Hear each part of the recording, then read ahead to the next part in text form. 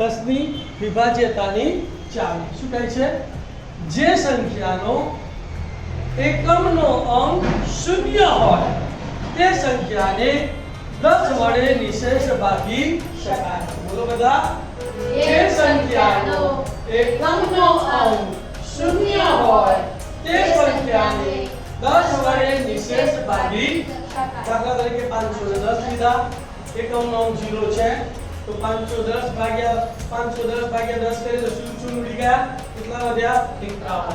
બીજું ઉદાહરણ લઈએ તો 2000, એકમનો અંક 0 છે તો 2000 ભાગ્યા 10 કર્યા શું શું ઉડી ગયા? કેટલા વધ્યા? 200. તો 10 ની ચાવી સાવ સારી છે. બોલો.